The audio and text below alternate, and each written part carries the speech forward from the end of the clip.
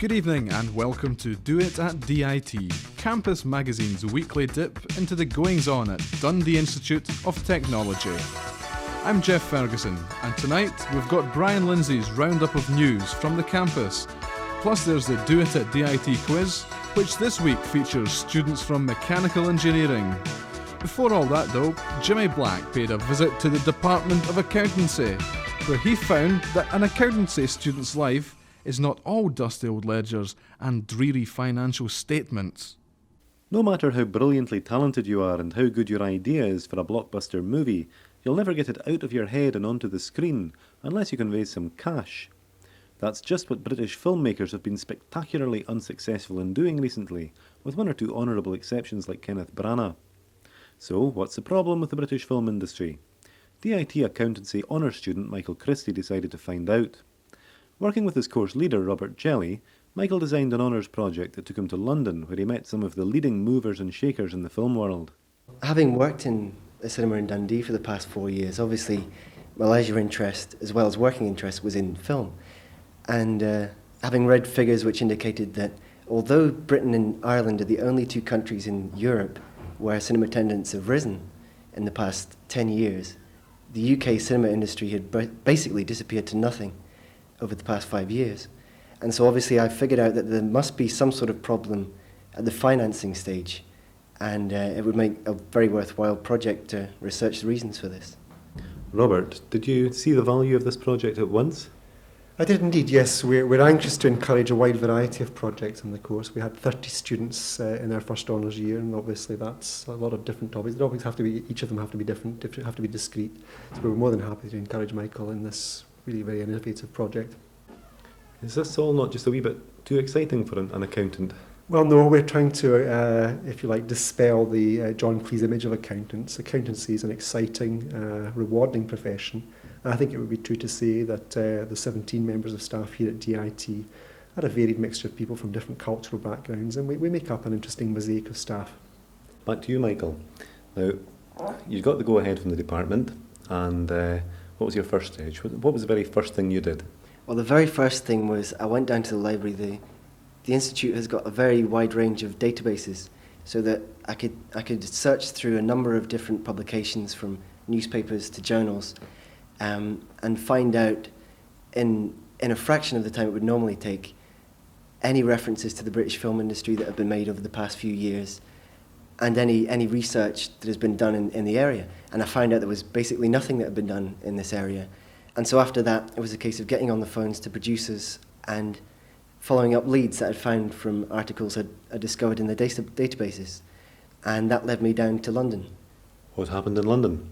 Well, I found out a body called EFIA, which is the European Film Financiers and Insurers Association. And it pulls together people from the financial side of London and people from the film industry. I was able to go down and meet people who had set up film companies, successfully, unsuccessfully, and talk to these professionals who told me in no uncertain terms what was wrong and whose fault they felt it was. All right then, what is wrong and whose fault is it? Well, there's varying points of view. The producers for a while have just said it's the government's fault. But from the other point of view, what the investors might say to the film people is, you don't know how to handle your finances. You've got to work from a sound, capitalised financial base and exploit the different avenues that they can exploit to raise finance. From the private industry, Kenneth Branagh's a typical example. He'll have hundreds of very small investors who will give a certain amount, and their incentive will be, well, we'll almost definitely make a good return on this, but you can come and have dinner with myself and my wife. By putting incentives like this to people and exploiting things such as incentives for small businesses, this is the way that people like Kenneth Branagh and Jean Vadim, who is responsible for Leon the Pig Farmer, have been able to get out of the rut that the British film industry has got itself into and actually make a success of themselves. Right. Now, did you get to go to dinner with Kenneth Branagh and his wife? No, he was in America at the time filming, so I didn't. I did manage to get in touch with one producer who's got an ongoing project and go down to England and visit him. Who was that? Chris Butterfield. He's a financial. He owns several financial companies, and he's just diversified into film. Now, am I right in saying that that project you're talking about there was this new film about Betsy Bell and Mary Gray, two Scotswomen, wasn't it? That's right, yeah, it's a who were traditional fleeing the story. plague. Yeah, that's right. And an interesting point was that it was about the plague. And at the first draft, they thought that the script was perfect. But it was pointed out by some investors that it seemed to be more of a story about the plague, which perhaps was a bit too downbeat and less interesting, and whereas in actual fact the script as it is more a romantic story, which obviously has far different connotations to who it's going to attract than a film about the Black Death. Now here we're getting to the nub of it though, because we're talking about a Scottish story, and we're talking about a film which is about two Scottish women fleeing the plague, and suddenly a whole lot of American actresses and actors are coming in, and it's turning into a romantic story. Now, aren't you torn between the artistic credibility of the project and putting the financial package together? I mean, isn't what you're going to end up with going to be completely different from what the writer really intended? Yeah, that's obviously a problem. It's a case of give and take. Because the only way it can be done is by attracting these actors, they felt it was by far a good price to pay, because they're obviously getting some very good quality of actors across from America for it. I hear an accountant's readiness to compromise artistically, and I suspect which side you're on in the artistic accountancy debate. Now, you're about to go off and work for MGM in Edinburgh. That's right. Actually, in a cinema. Yes, that's right. Yeah, that's for now. But in 10 years' time, where do you want to be? Are you going to be one of these people in a suit in an office, looking at scripts and saying, "Yep, we'll give money to this one, and no, we won't give money to that"? Well, obviously, that's what I'd love to do. But it's a case of it's very hard to make a break in the business, so you have to start with anything you can to build up your knowledge within the industry, and then exploit any means that you can to try and get a project off the ground, which is eventually what I would like to be able to do. So you actually want to end up being the executive producer of a blockbuster movie? Oh, of course, yeah. The payoff's quite good as well. Jimmy Black reporting. After the break, we'll hear about the kind of job opportunities DIT accountancy students can look forward to. Plus there's the quiz and Brian Lindsay's news roundup. Back soon.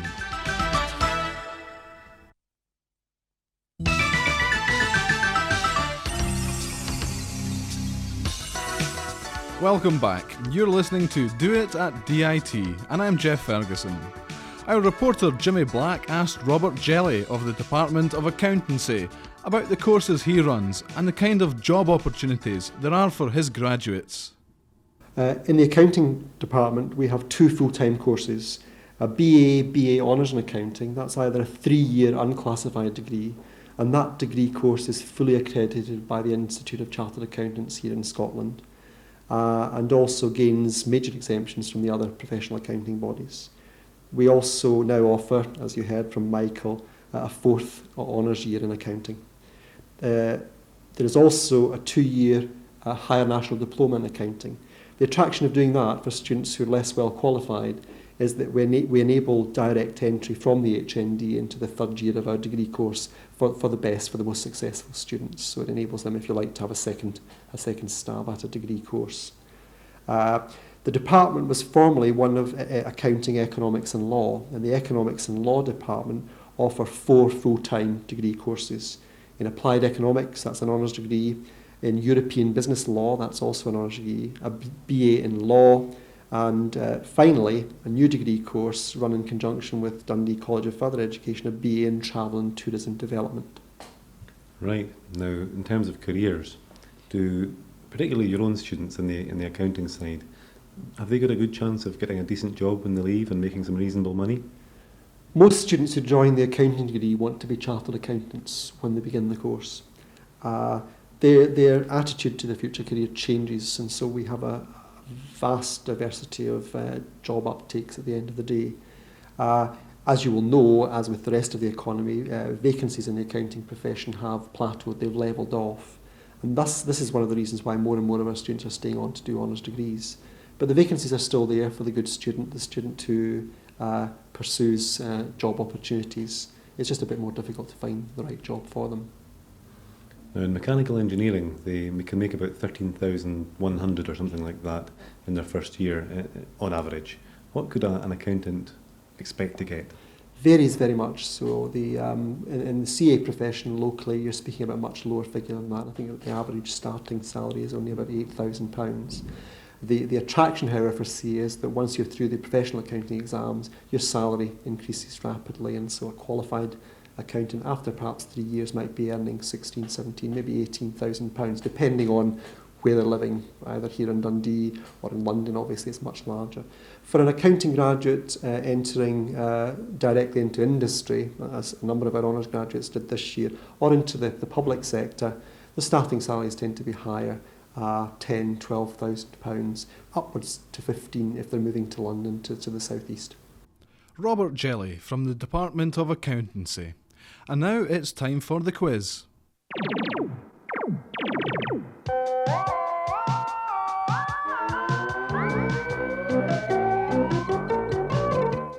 And tonight's team are from mechanical engineering. The team are involved in a whole range of mechanical engineering projects, including aerodynamics and mechatronics. On the team tonight are Reg Wilson, Philip Strachan, Joe Phillips and Mike McFarlane. So first of all, it's into your specialist subject round, and you've got 2.5 minutes to answer as many questions as possible. Starting now. Who is said to have invented the gas turbine? Rankin. So that was Reg there. Can you come again? Rankin. Sorry, it was Frank Whittle. What elements make bronze? Joe? Copper and tin. Correct. What is meant by an incompressible fluid? Reg? The density never changes. One whose density is independent of pressure. That's correct. What is the relationship between torque, power and speed? Philip? Torque equals power times speed. And that one is wrong. Power is basically the product of torque and speed. What is the odd man out with Torness, Hunterston and Peterhead? Reg? Peterhead. Why? Hasn't got a power station. That's right, the other two are nuclear power stations actually. Name 3 elements which are constituents of stainless steel. There appears to be 5 of them, but we need 3. Reg? Iron. Yep. Carbon. Yes. Chromium. That's correct. Why does a body released from a sufficient height above the surface of the Earth not continue to accelerate? Mike? Reaches its terminal velocity. That's correct. What was Napier famous for? Reg? Logarithms. That's right, the invention of logarithms. Explain the term fatigue limit of a metal. And no answer there, Reg? It's the time it'll take before it damages when it's put under stress. No, I'm sorry, it defines the stress limit for a material subjected to a cyclic load. James Logie Baird is associated with the invention of television. Where did he study? Any answers, Reg? Edinburgh. It was the Royal Technical College, Glasgow, which is now the Strathclyde University. What is different about the hydroelectric power schemes at Cruachan and Foyers from the other ones in Scotland? Philip? They're all charged by dams, which can be refilled by pumping water back up. That's right, they're all pumped storage. What is the connection between Scott William Thomson and the absolute scale of temperature? And Reg? Studied under Kelvin. No, I'm afraid that he didn't. He actually became Lord Kelvin. It was one and the same person. What is the function of a flywheel on a reciprocating engine? Philip? To maintain the motion. It is actually to smooth out the cyclic fluctuations of energy. We'll give you that though. And at the end of that round, you have scored 8 points. And now it's on to the general knowledge round. As before, you've got another 2.5 minutes to answer as many general knowledge questions as possible. And we are starting now. What was the former name of the country now known as Belize? Reg? Guyana. No, it's British Honduras. What former Prime Minister was an MP for Dundee? Winston Reg? Churchill. That's right, Sir Winston Churchill. Who ran through the streets in his nightgown? Reg? Wee Willie Winkie. Who sang about Desmond and Molly Jones? Joe? Beatles. That's right, they did. Who played the valet in the film Arthur? Reg? Sir John Gielgud. That's correct. Who appeared as Cleopatra with Morecambe and Wise? Reg? Glenda Jackson. Correct. What book by William Blair tells the story of a Dundee dynasty? No, it's Witch's Blood, actually. What would you use a spirtle for? Philip. Stirring porridge. That's right. Of what party was Disraeli a leader? Philip. The Whigs. No, it was actually the Tories. Who was the 1977 ladies single champion at Wimbledon? Reg. Virginia Wade. Correct. Who invented the first practical electric light bulb? Philip. Edison. That's right, Thomas Edison it was. The Tay Bridge is the world's longest rail bridge. True or false? Reg? True. No, it's actually false. It's not. Whose lover was Oliver Mellors? Reg? Lady Charlie. That's right. In which continent are the Atlas Mountains? Reg? Africa. Who was the second wife of Henry VIII? Reg? Catherine Parr. No, it was Anne Boleyn, actually. Who was the Roman messenger of the gods? Reg? Mercury. Correct. Who wrote some famous water music? Philip? Handel. That's right. What pet did Graham Merrill keep in Ring of Bright Water? Mike? Tortoise. That's right. Who played Rex Wexford in the Ruth Rendell Mysteries? Reg? George Baker. That's right. Who wrote King Solomon's Mines? Reg had half his hand up. Do you have an answer there? Hogarth. Rider Haggard, correct. Name the Secretary General of the United Nations. Anyone? No? Philip? Paris de Coelier. No, it's Boutros Ghali. Where in the USA is the Astrodome? Reg? Houston. That's right. Houston, Texas. In which city would you find the Rialta Bridge? Reg? Venice. That's correct. And that is it. That's the end of that round. And you've scored 25 points. Thanks to Reg, Joe, Philip and Mike, and congratulations because your score puts you into the lead. Next week we'll be joined by 4 mathematicians. But now it's over to Brian Lindsay for this week's News Roundup. There was disturbing news this week for students of all Dundee's educational establishments with the report of another in a series of attacks dating back to the late summer. This time the attack took place in South Tay Street in the early hours of Sunday when a student was assaulted and robbed of cash and credit cards. Ironically, this attack comes just days after students and police met to discuss the security and welfare of students when they are out at night in the city. However, it is also clear that students are not prepared to allow this kind of behaviour to cramp their style. Their attitude was typified yesterday by one third-year biochemistry student who said that if you let this kind of thing get you down and become a prisoner, afraid to go out, then those who perpetrate these acts have won. A defiant attitude, and one we would echo. However, it should be remembered that if you're going out at night, it's much safer to be in a group, especially in the Westport and Brown Street areas. Now on to slightly lighter issues. The Union will be staging its usual dance music disco tomorrow night, and on Saturday night there will be a big promotion with lots of cheap booze, freebies, competitions and endless potential for larking about. And on Sunday you can all go and cleanse yourself with some spiritual nutrition at the annual church service, which caters for all denominations at the Steeple Church 6:30. If you're still glowing with spiritual splendour and the will to altruism, you might like to visit the blood transfusion service and make your donation next Thursday, the 21st of October, in the Institute building, room 1007, between 10 o'clock and 4 o'clock. In a new joint venture by the DIT and James Thin, a new bookshop has opened in the Institute building. The new shop, which sells all the recommended textbooks, opens between 10 a.m. and 5 p.m. until October the 29th. Thanks, Brian, and that's all from us for tonight.